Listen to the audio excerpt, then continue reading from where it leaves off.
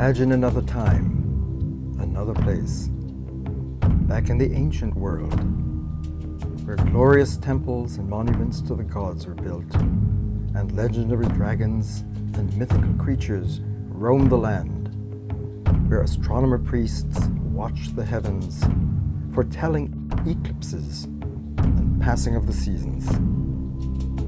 Imagine a time when life was simple, yet certain sacred knowledge was held by a privileged few.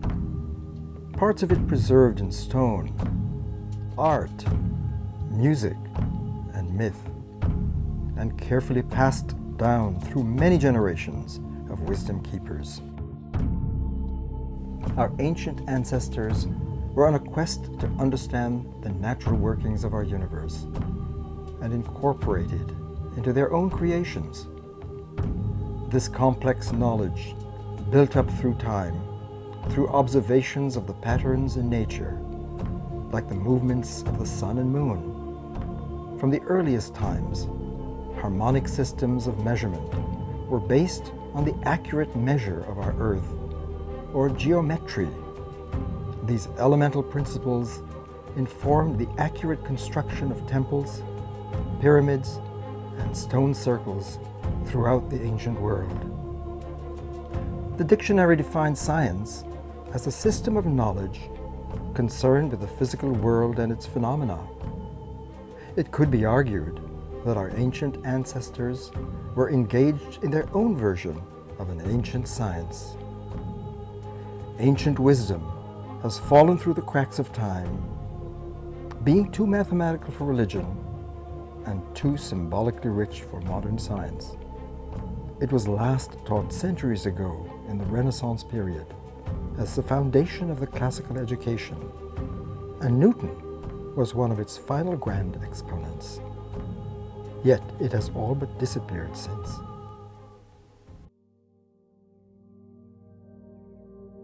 So what exactly is ancient wisdom? Elaborate ancient temples, pyramids, and stone circles have been built throughout the ancient world for thousands of years. And the purpose of these structures is gradually being rediscovered by researchers throughout the world today. West of the Nile River in southern Egypt is the oldest known stone circle in the world, Nabta Playa. Built before the pyramids, approximately 6,500 years ago, inhabitants of Nabta Playa developed a sophisticated, accurate way of marking time and seasons using the stars as their guides. They erected standing stones that cast no shadows and aligned with the rising and setting of the sun. One of the world's ancient wonders, Stonehenge, was built around 5,000 years ago and was from the earliest time used to predict eclipses. Recent discoveries and finding hints of astronomical and geometrical knowledge built within these concentric stone rings.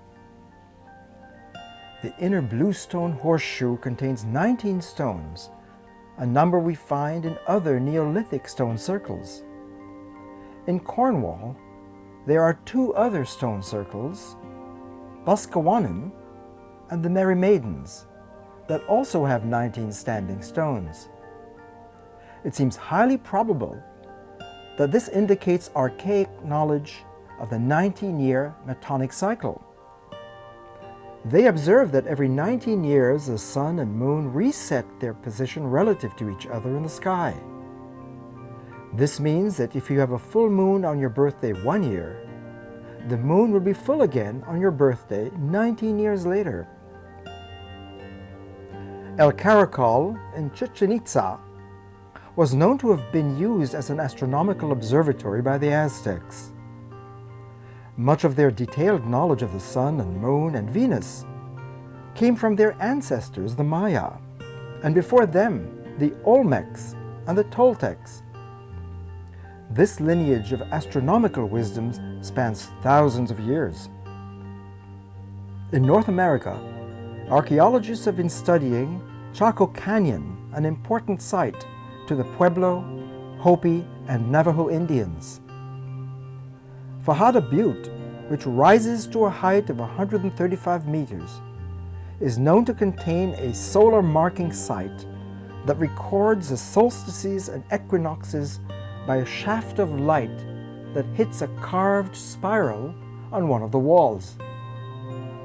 Recent archaeological evidence has also shown that the site was used to record the 18.6-year cycle of lunar standstills. Why were the ancients so fascinated by the moon? This is significant, as they can be scaled down and placed precisely inside a diagram known as squaring the circle, shown here in the elevation of the 5,000-year-old Great Pyramid at Giza. That geometric technique was important to many ancient cultures, and it helps us illustrate a very significant number relationship between the Earth and Moon, which has found its way into the very measure we still use today. The radius of the Earth added to the radius of the Moon is 5,040 miles, a special number mentioned by Plato. There is a fascinating number game going on here. As you will see, 1 times 2 times 3 times 4 times 5 times 6 times 7 equals 5,040, and 8 times 9 times 10 times 11 equals 7,920, the diameter of the Earth in miles. Heaven, here symbolized by the Moon and Earth, are unified in a simple diagram by a sacred measure which has survived thousands of years of history.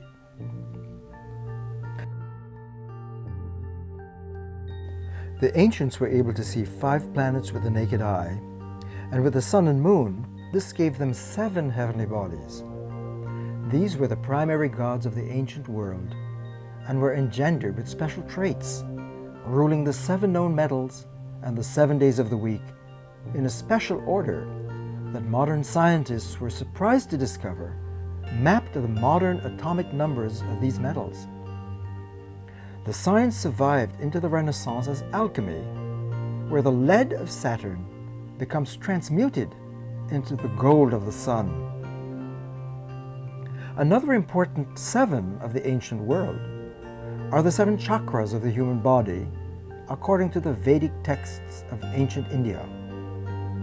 Each of these rotating energy centers were said to control major functions of the body, a view which has been confirmed by modern science in the discovery of the 7 endocrine glands, which rule metabolism and are found in those exact locations of the human body. Another discovery credited to the ancient Greeks are the 5 Platonic solids, but archaeological evidence suggests these forms were known much earlier. Dozens of these stone-carved balls were found on the ground of Scotland, and archaeologists estimate that they are nearly 4,000 years old. They were carved by the same culture that was building stone circles. These 5 basic forms, the cube, octahedron, tetrahedron, icosahedron, and dodecahedron, were considered by the Greeks to be the essential building blocks of the universe and correlate respectively with earth, air, fire, water, and ether. Both the ancient Egyptians and the Maya had knowledge of a 26,000-year cycle known as precession of the equinoxes. From the Earth, it appears as our axis pointing towards the pole star, as illustrated in the time-lapsed image, though it hasn't always been that way.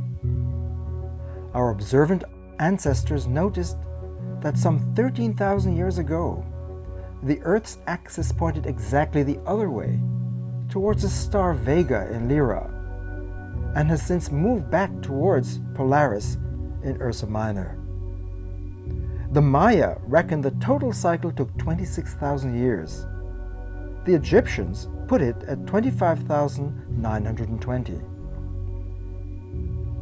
It takes approximately 72 years to observe the movement of the heavens as they rotate 1 degree of arc.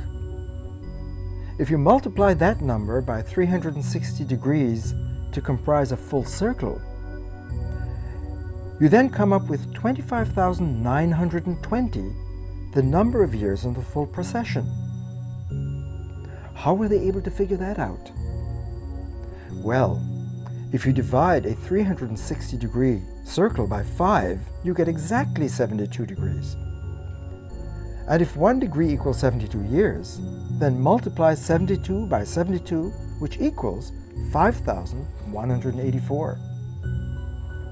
This means the entire precessional cycle can be divided into 5 sections of 72 degrees that equals 5,184 years, which may explain why the ancient Maya based their famous calendar on 5 minor cycles inside the larger precessional cycle of 25,920 years. This means the end of the 5th cycle marks a resetting of the greater cycle, and this event will occur in the year 2012, according to our modern calendar, when a new 26,000-year count begins. But that's not all. The ancient Maya were fascinated by Venus, and their calendar synchronizes to it. Venus draws a huge 5-pointed star around the Earth, shown here in the center of the image. The full cycle takes 8 years, which would equal 13 years on Venus. 5, 8, and 13 are key numbers in the Fibonacci sequence, which rules the way in which most plants on Earth produce their leaves, a phenomenon modern-day botanists already know. Shamans of various indigenous cultures have ingested psychotropic plants and passed down knowledge of the healing properties of plants through an oral tradition for thousands of years. They could apparently heal by working with the energy force in the human body and knew which plants to use for the medicinal properties. Today, many pharmaceutical companies are taking note of the wisdom from the indigenous cultures that still maintain this ancient tradition. Structures such as medieval cathedrals like Chartres in France employ ancient wisdom in their geometry, harmony, encoding of astronomy, and ancient measures. The cathedral is also based on the human form. The human voice used at these special locations has an important part to play in creating an altered state of awareness. Acoustical tests have shown that many such sites display a resonance with the human voice, which is in the range of 95 to 110 hertz. Could this explain why monks chant and sound is still very important in most indigenous cultures and religious traditions today? It is now an accepted fact that many churches and cathedrals were placed over earlier sacred sites, especially in Europe. Why is this? Recent research seems to indicate that these special locations were considered places of power. Theories of what causes these effects range from underground radon and water sources to earth faults, or a more radical theory, earth energy lines.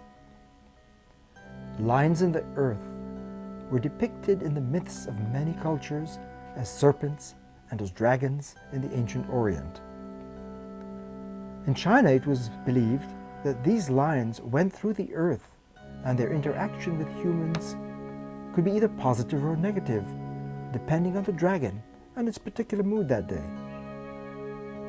Many of these cultures also believed that as with the earth body, so with the human body. According to the Chinese system of acupuncture, there exists a complex system of serpent-like meridians that traverse throughout the human body, carrying our life force, known as qi. The acupuncture points mark the intersection of these energy lines. While modern science isn't necessarily convinced, it is, however, baffled by the proven ability of acupuncture to anesthetize patients. So wouldn't it be great if all this global knowledge and more could be found under one roof? Welcome to Wisdom of the Ancients. The concept of a world-class purpose-built visitor attraction that will showcase the latest discoveries and evidence of science-based wisdom throughout the ancient world.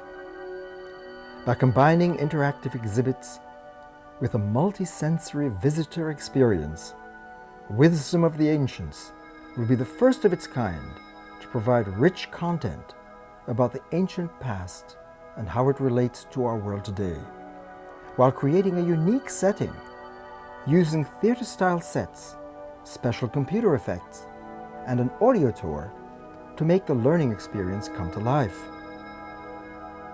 While bringing together under one roof the leading global experts in various disciplines, Wisdom of the Ancients will also develop a range of educational activities and programs alongside the Visitor Center.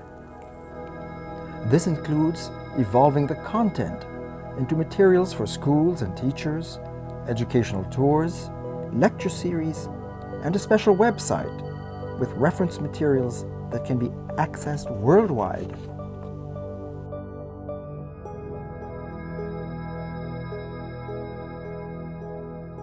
We are now looking for key individuals who want to help us turn Wisdom of the Ancients into an international phenomenon.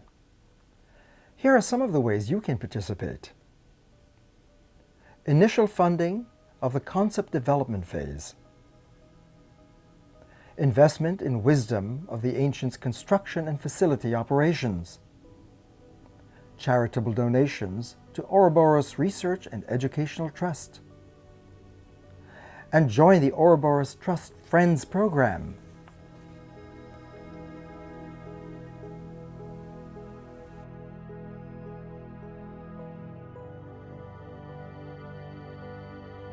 Now is the time to unlock the mysteries of the past.